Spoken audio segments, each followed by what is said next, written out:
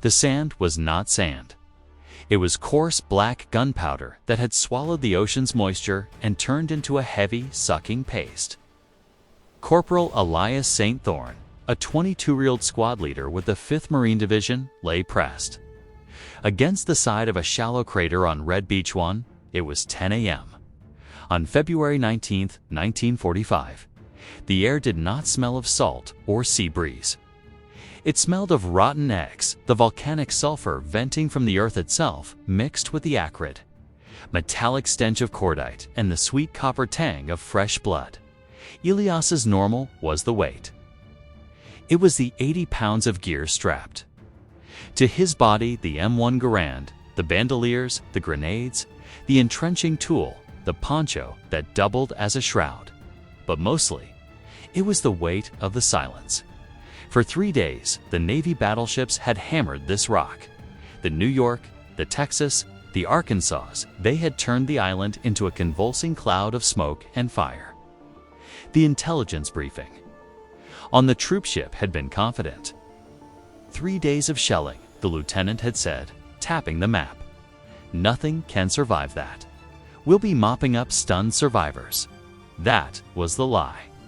That was the fragile version of normal they clung to, as they rode the AMTRCs into the surf. The belief that the machinery of war, the big guns, the planes, the logistics had done the heavy lifting now. Elias lay in the black ash, and the silence was gone. It had been replaced by a deafening, chaotic roar that seemed to come from everywhere and nowhere. The Japanese weren't on the beach. They weren't in the trenches. They were inside the island. The enemy was a ghost, a muzzle flash from a spider hole that disappeared as soon as you looked at it, a mortar shell falling from a clear sky. Saint, where are they? Private Babyface, Ricci screamed, huddled next to him, his helmet askew. Ricci was 18. He had lied about his age. He'd looked at Elias like Elias was God, waiting for a command that would make sense of the madness. Stay down. Elias roared, spitting grit from his teeth. Watch the ridge. Watch the pillbox on the right. The pillbox is dead. The battleships hit it.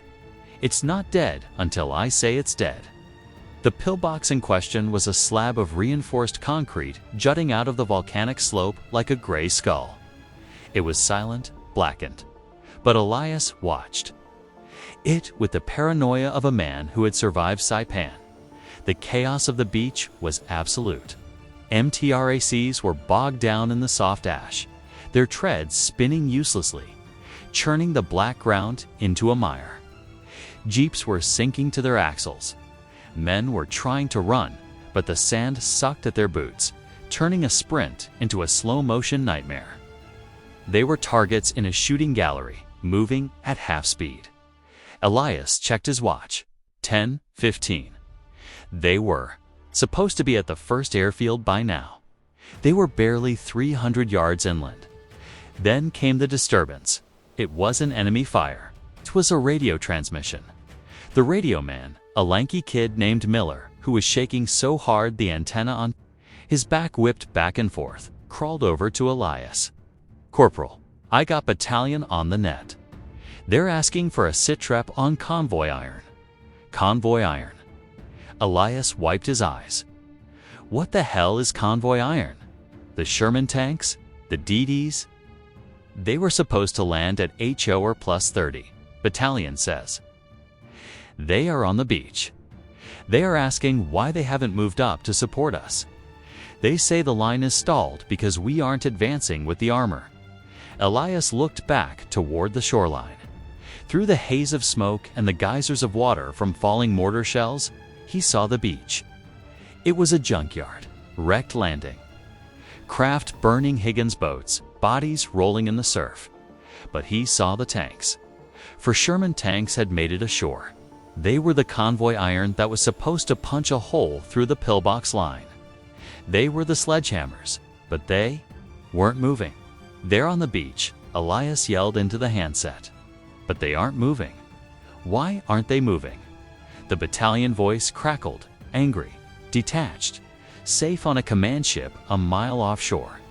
Kick them in the ass, Baker Company. Get that armor up the slope.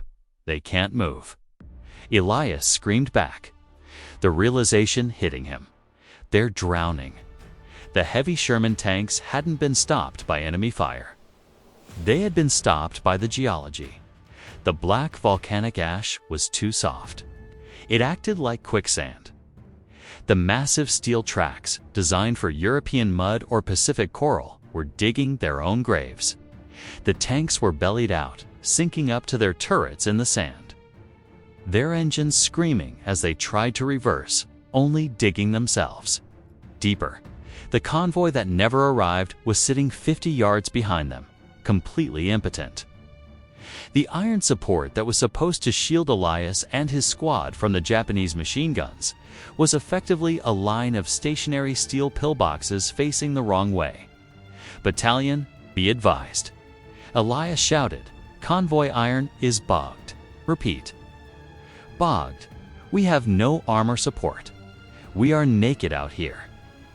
Copy, Baker Company, the voice said, the anger replaced by a chilling bureaucratic calm.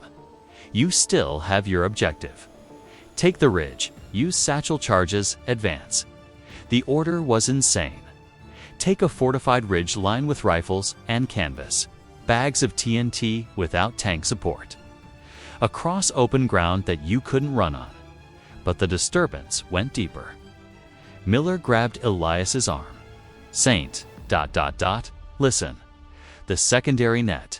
The tank commander. He's transmitting on the open channel. Elias grabbed the extra headset. Double quotes ... Hatches are blocked. Turret traverse jammed ... Sand in the gears. We are taking fire. They're swarming. Us ... The tank crews weren't just stuck. We're being hunted. Japanese suicide squads, men strapped with explosives, were popping out of spider holes right next to the bogged tanks, hugging the hulls and detonating themselves. The safe zone behind Elias's beachhead was being infiltrated from below. We have to move, Elias said, his voice flat. If we stay here, the mortar get us. If we go back, the suicide squads get us. We have to go forward. Forward, Rishi squeaked into the machine guns. Forward is the only way out, kid. Elias looked at the pillbox again.